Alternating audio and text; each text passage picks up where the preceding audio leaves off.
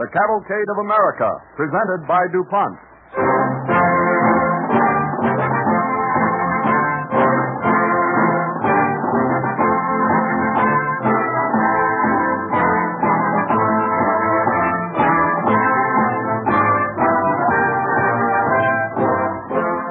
In the onward march of events, there is a place of honor in the Cavalcade of America for the men whose vision and courage give America new industries.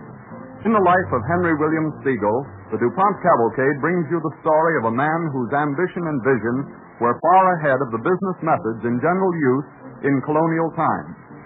Even in those early days, there were creative minds striving to bring more comforts and conveniences into the everyday lives of the people, just as today research chemists throughout the country are doing their part to make true the DuPont pledge, better things for better living through chemistry.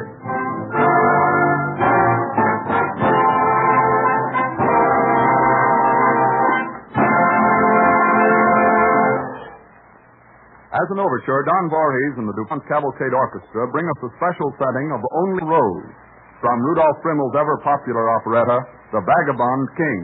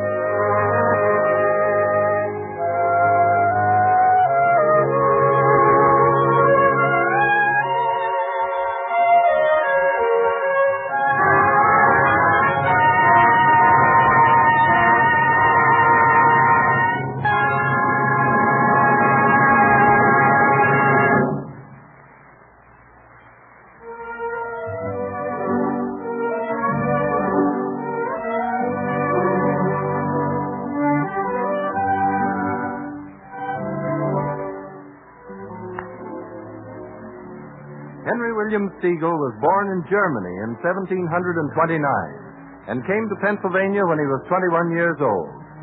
He found work in Lancaster County, in the heart of the region settled by the Germans, now known as the Pennsylvania Dutch. Around the fertile tobacco fields of this country were deposits of rich iron ore and limestone that supplied the busy furnaces of eastern Pennsylvania. Now, in 1752, we find Siegel hard at work at the furnace of Jacob Huber, ironmaster. The day's work is done, and the eager young Siegel approaches his employer. Mr. Huber? Yeah, Stiegel? Could I speak with you a minute? No, not now. Some other time. I'm in a hurry. But it's very important, sir. Important, eh? To you or to me? To both of us, sir. So? Then tell it out. Mr. Huber, I want your permission to marry your daughter. Marry Elizabeth? But you don't even know her. I've known her for 3 months. That's enough to make up my mind. Then why ask me? Because it would please Elizabeth, and I'd like to keep my job. You don't make enough money yet to keep her right. You must save your wages. If I could, I would not save money now. No, and why not? Because of the future. I would put every cent I could find to make the furnace larger and turn out more iron. But we turn out all there is any market for around here. Then go further for your market. I go as far as Philadelphia sometimes. I sold yesterday only some iron kettles there. I would sell iron kettles to the West Indies. What for? For them to make sugar in. I have written to the Stedman. They own the ship I came to America on, and they think it a good idea. Too far away. Too risky. No, I'll stick by my market close to home. But your stoves will last a lifetime. And when they're sold to all your neighbors, what then? Time enough to worry about that when that happens. Think of it now, and you'll never have to worry. And have you thought of something? Yeah, I have. I have thought of a new stove altogether. Why, what good will that do if everybody has now a stove that will last a lifetime? Hey, we want a new one, because we'll make the best stove in the world. Like the one in my house? Oh, much better. But that stove was invented by Benjamin Franklin. We'll make a better one. Look, sir, I have here a plan for a 6-plate stove that will give more heat with less fuel. It has an oven and heats 2 rooms at once. Everybody will have to buy it. We can sell them to people who have already sold. We'll send them to all parts of the inhabited country. Why, this country is just beginning to grow. Homes spreading everywhere. All we have to do is make something every home will want to have, must have. Then our business will grow with the country. Yeah, that is good sense. You're right. What should we do first? Make the furnace bigger? One thing that comes before that, sir. Well, what is that? More homes? Yeah. I'd like to begin by adding my home. A home of my own. That's fine. Go right ahead. I'll let you have any lot of land you want. And your daughter? I cannot have a home without a wife. Ah, Stiegel, you make such plans. Maybe it is better you should be in the family than on the outside. So much ambition will be good for the business and make my daughter happy. Yeah, you marry her in the spring.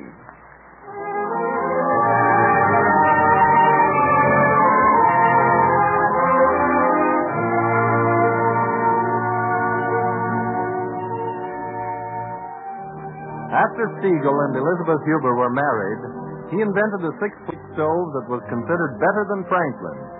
Then he invented a 10-plate stove that has not been improved on to this day. In 1758, Siegel, in partnership with the Stedman brothers, bought out Huber and enlarged the plant to take care of the increased business. In honor of his wife, he called new works the Elizabeth Furnace.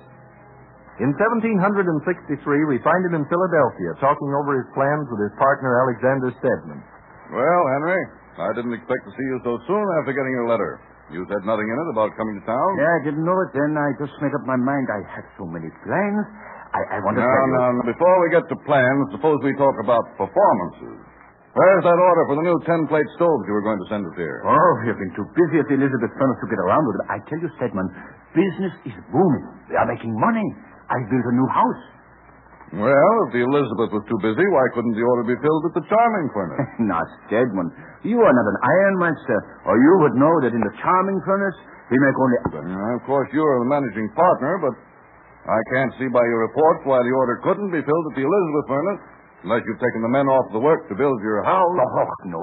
Well, I've taken a few men off, I'll admit, but not for the house, or something much more important.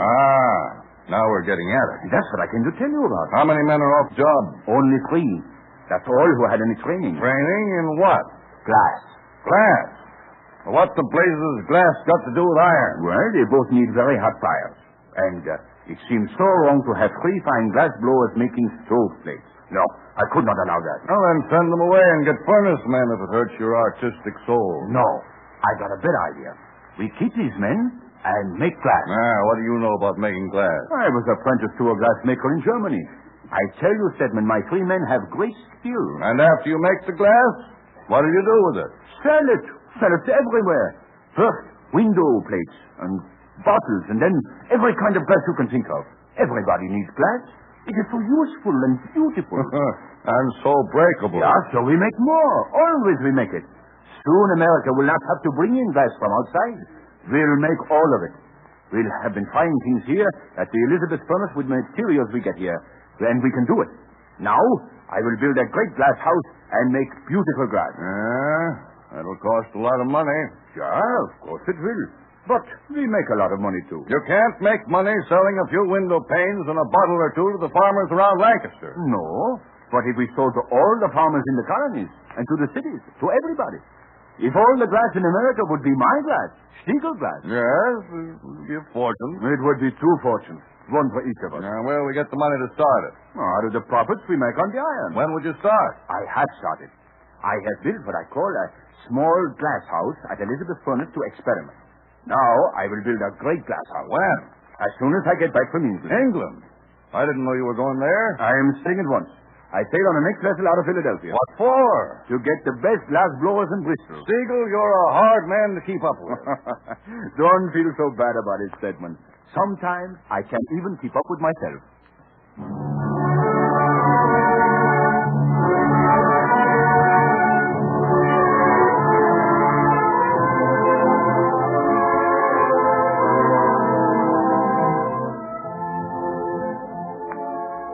When Stiegel returned, he brought back with him the best glass blowers he could find in England, Belgium, Germany, and Venice.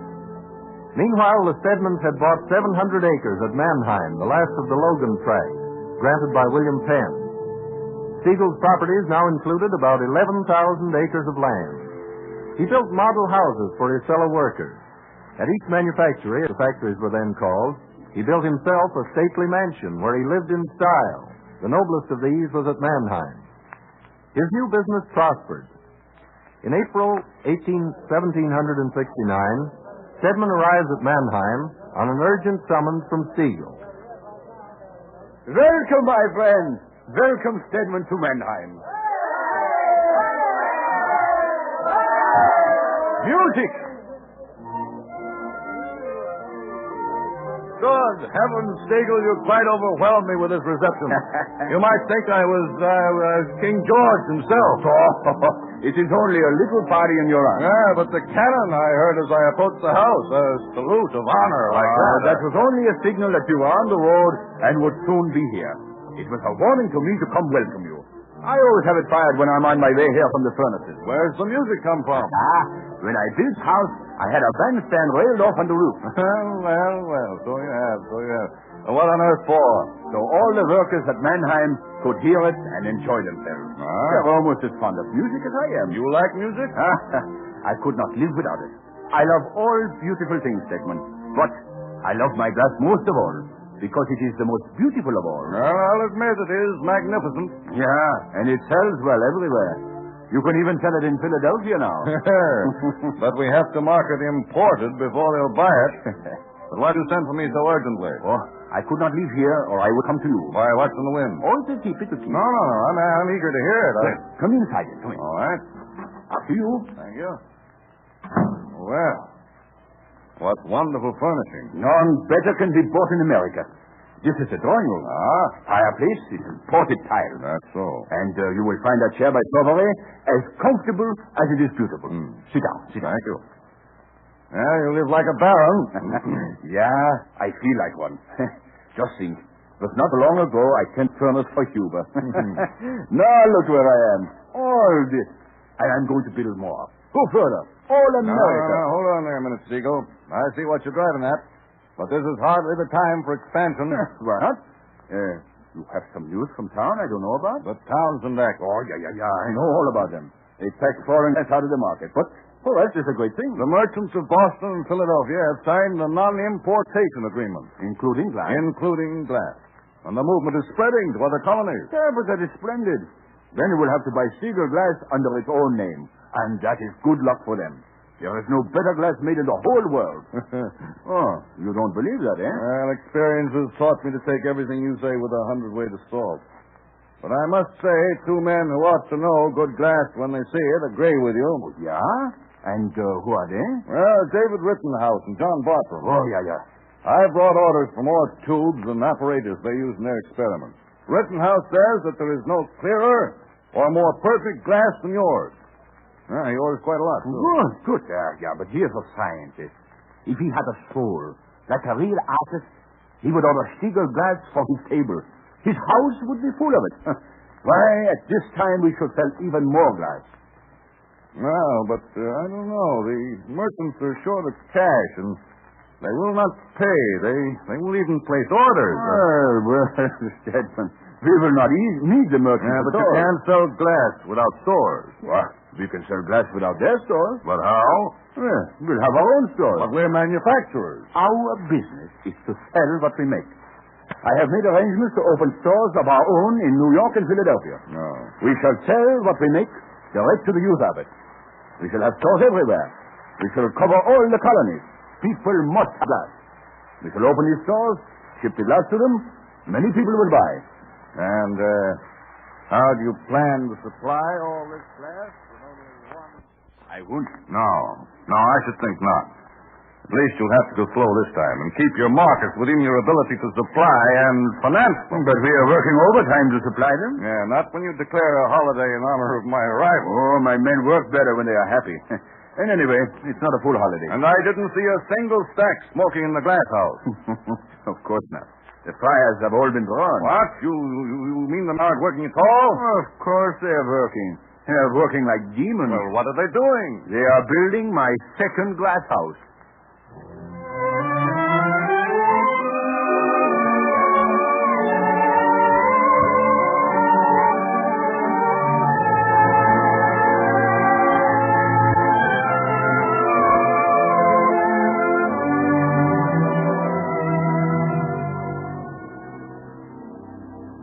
With two glass houses at Mannheim and the Elizabeth and charming furnaces casting iron stoves, kettles, and other necessities, the Siegel fortune and business grew to great proportions for colonial times. But his business was built on credit. The house of Siegel towered high and glittered gorgeously in the light of public appraisal, but it was truly a house of glass, though no stress or strain had ever tested it. In the year 1772, Siegel was apparently at his peak. One Sunday, after service in the little church he had helped to build, he stepped out into the warm spring sunlight.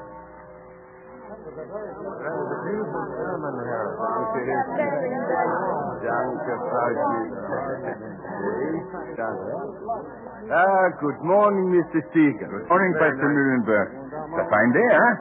Such a blue in the sky, made of so green. Oh, bluer or greener than the fine glass you make, sir. Danke. As fresh and good to see as the great truth you tell us from Sunday, Pastor. Oh, I am afraid it is flattery to compare my poor preaching to your glass, Mr. Siegel. And yet, both are inspired by something mightier than ourselves, filled with a spirit infinitely capable of beauty. Good, Pastor, good.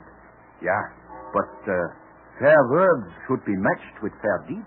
Oh, I suppose you refer to the mortgage you hold on our church? The parish undertook to pay for half if I paid half. Yeah, that is true, but times are uncertain and, well, we cannot meet the note reasonable as your terms are. Yeah, I thought as much, Pastor. So I brought the note with me. You want the land back again? I've preached to the men often in my private chapel, but I cannot use a church as well as you, sir. So take the note and do what you will with it. That is like you, Mr. Siegel. I am glad to say I am not surprised. But it will take a consideration to make it legal. Very well.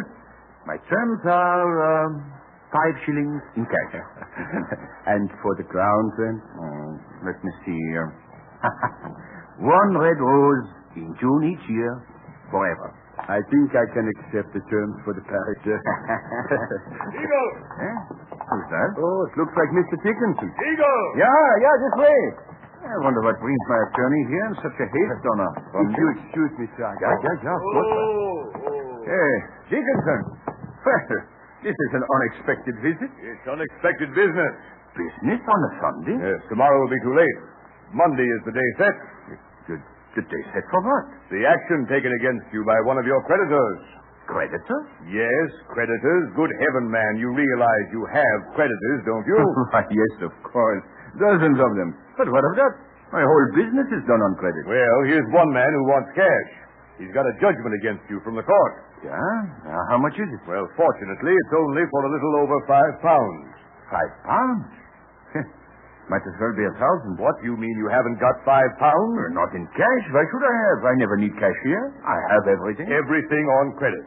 Why, I had no idea things were so bad. Oh, things are not bad. They are wonderful. We have more orders for glass than ever before. We can't supply the orders. We'll have to build another glass house if this keeps up. Another one when you can't pay for this one? Are you mad? I have enough assets. It will be easy. But the cash for tomorrow. Oh, ask Stedman for it. Yes, Stedman has embarrassed himself. He has sold his interest in all your business to cover himself. What? Stedman has sold out? Yes. So? You must get your business in order. You must liquidate and pay off some of your creditors. You must sell Mannheim. Sell my glass house? Never. But it's not making much money. What else would you sell? The furnaces. But they're making so much money. But they are not making glass. Are you willing to sacrifice everything for a bit of glass? For Stiegel glass? Yes.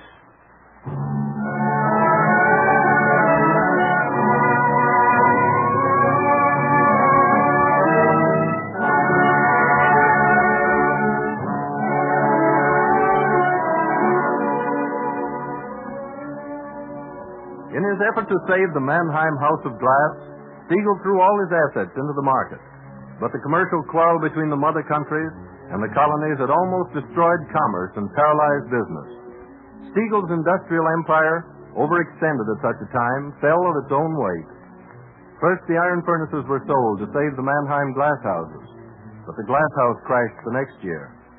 By the end of 1774, Henry William Stiegel, the magnificent dreamer, the builder of a house of glass on a foundation of iron, was bankrupt. Of all his worldly goods, only 10 pounds worth of clothes and bedding were left him. It is spring in the fateful year of 1775 at the Elizabeth Furnace.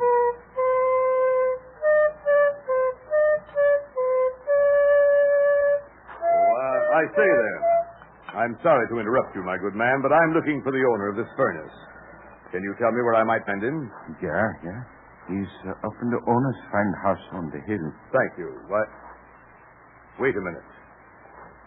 Great heaven, it can't be. But it is Dickinson. Stiegel. I was wondering if you would recognize me. What are you doing here? What? Where should I be? Except at Elizabeth Furnace? This is where I began. I am caretaker here now. No friends? No one to help you? How can anyone help me? Well, of course, I most of all should know how hopelessly in debt you are.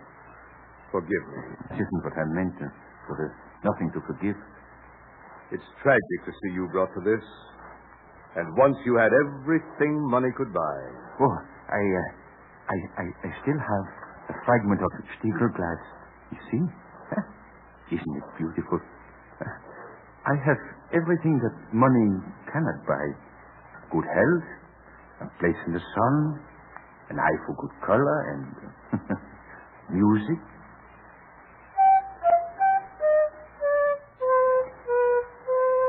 And why can't money buy these?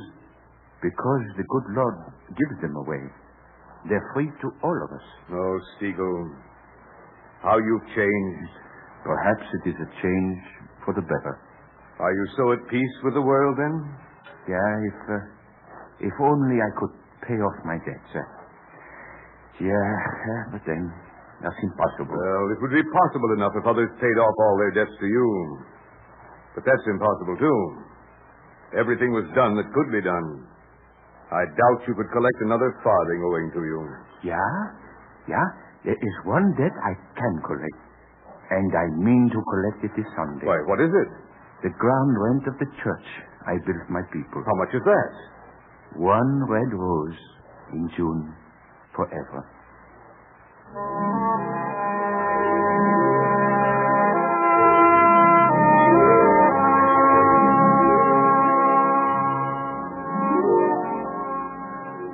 Even today, the Rose Festival is still observed in Pennsylvania.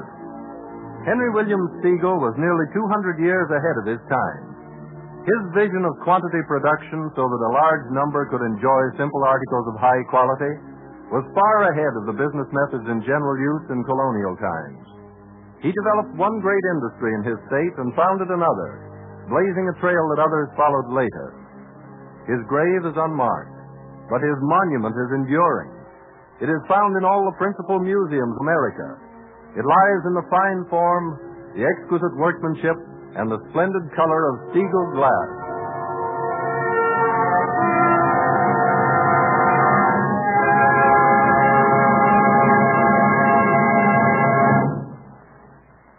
Meeting in New York City this week are more than 1,000 members of the American Ceramic Society.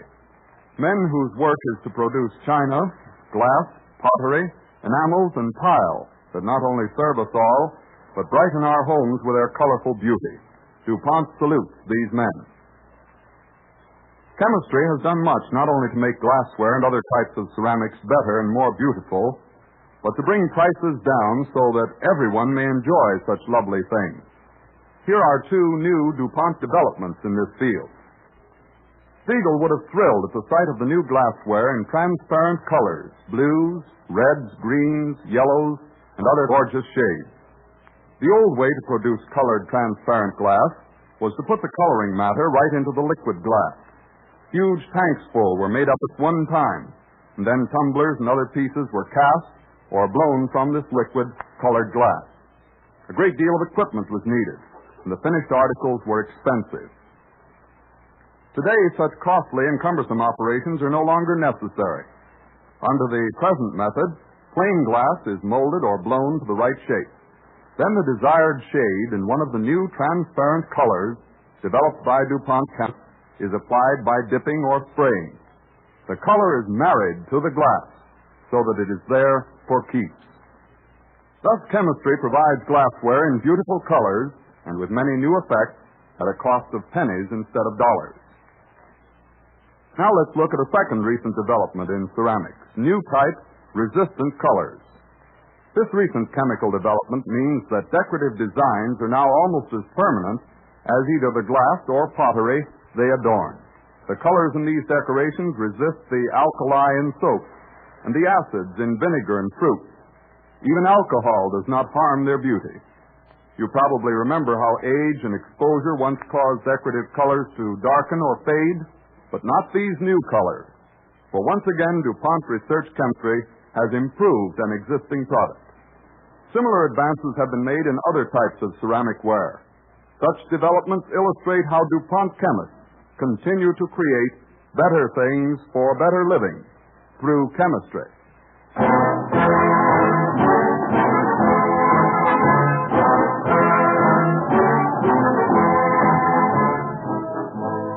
Next Wednesday evening, we will present the story of the famous McGuffey Readers, among the first official school books of the nation. Our story will picture forcefully the difficulties of obtaining an education in the old days, and it offers interesting contrast with the varied educational facilities available to everyone today. This particular comparison has a pertinent relation to another feature of next week's program. In announcing an educational chemical exhibit with demonstrations which will open here in New York at the Museum of Science and Industry in Rockefeller Center, we will have 3 guests on our program. Dr. F.B. Jewett, President of the Trustees for the Museum, Lamont DuPont, President of the DuPont Company, and Dr. C.M.A. Stein, Vice President responsible for DuPont's Broad Research Program. We hope you will join us to hear the story, to meet these distinguished guests, when next week at the same time, DuPont again presents the Cavalcade of America.